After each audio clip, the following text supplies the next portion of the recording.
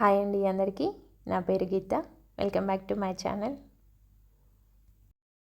అందరూ ఇష్టంగా తినేటువంటి ఈ బెల్లం గవ్వలను ఏ విధంగా చేసుకోవాలో ఈ వీడియోలో చూద్దామండి.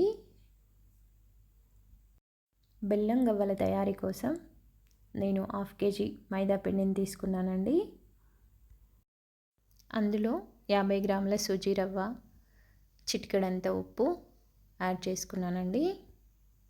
తర్వాత తగినంత వాటర్ని యాడ్ చేసుకుంటూ పిండిని మృదువుగా కలుపుకోవాలండి. ఈ విధంగా పిండిని చపాతీ పిండి మాదిరిలాగా కలుపుకోవాలండి. ఈ విధంగా కలుపుకున్నటువంటి పిండిపై ఒక మూత పెట్టి 30 నిమిషాల పాటు పక్కకు పెట్టుకోవాలండి. 30 నిమిషాల తర్వాత పిండిని మరొక్కసారి కలుపుకొని చిన్న చిన్న ఉండలు చేసుకోవాలి. ఈ ప్రాసెస్ అంతా ఒకేసారి చేసుకుంటే ఇంకా ఈజీగా ఉంటుందండి. ఉండలు అనేది మరీ పెద్దగా కాకుండా చిన్నగా కాకుండా చేసుకోవాలండి. ఈ ఉండల సైజుని బట్టే మనకి క్రంచీనెస్ అనేది తెలుస్తుంది. ఉండలు మొత్తం చేసుకోవడం అయిపోయాక ఒక గవ్వ చెక్కను తీసుకొని దానిపైన ఆయిల్ అప్లై చేస్తూ వీడియోలో చూపించిన విధంగా గవ్వలను వత్తుకోవాలండి. గవ్వలన్నీ వత్తుకోవడం అయిపోయాక వాటిని ఒక 10 నిమిషాల పాటు ఆరనివ్వాలండి. తర్వాత స్టవ్ పైన ప్యాన్ పెట్టుకొని ఆయిల్ వేసుకోవాలండి. ఈ ఆయిల్ని మీడియం ఫ్లేమ్లోనే వేడి చేసుకోవాలండి. ఆయిల్ అనేది ఎక్కువ వేడి కాకూడదండి. మీడియం వేడిలోనే మనం గవ్వలను వేయించుకోవాలి. గవ్వలు పూర్తిగా వేగే వరకు స్టవ్ అనేది మీడియం ఫ్లేమ్లోనే పెట్టుకోవాలండి. అధిక వేడి ఉన్న ఆయిల్లో గవ్వలను వేసినట్లయితే అవి పేలిపోతాయండి. కాబట్టి ఈ ప్రాసెస్ అంతా కూడా లో టు మీడియం ఫ్లేమ్లోనే జరగాలండి. గవ్వలు ఫ్రై చేసుకోవడానికి అధిక వేడి అనేది అస్సలు పనికిరాదు. ఈ విధంగా గవ్వలను గోల్డెన్ బ్రౌన్ వచ్చే వరకు మనం వేయించుతూ ఉండాలి అండి.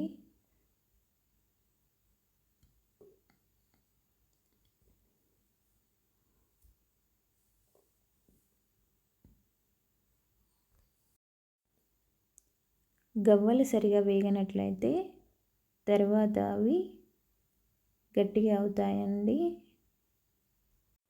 అవి తినడానికి ఏమాత్రం బాగోవు.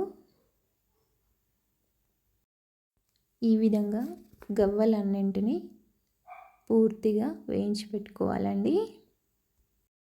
వీటిని ఒక 10 నిమిషాల పాటు పక్కకు పెట్టుకొని స్టవ్ పైన మరొక ప్యాన్ పెట్టుకొని అందులో తురిమిన బెల్లాన్ని వేసుకోవాలండి.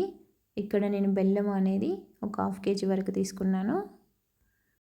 ప్యాన్ పైన పెట్టుకున్నటువంటి బెల్లంలో కాసిన్ని వాటర్ కలుపుకొని కలియబెడుతూ ఉండాలండి. ఈ విధంగా కలుపుకుంటూ బెల్లం మొత్తం పూర్తిగా కరిగిపోయేలా కలుపుకోవాలండి.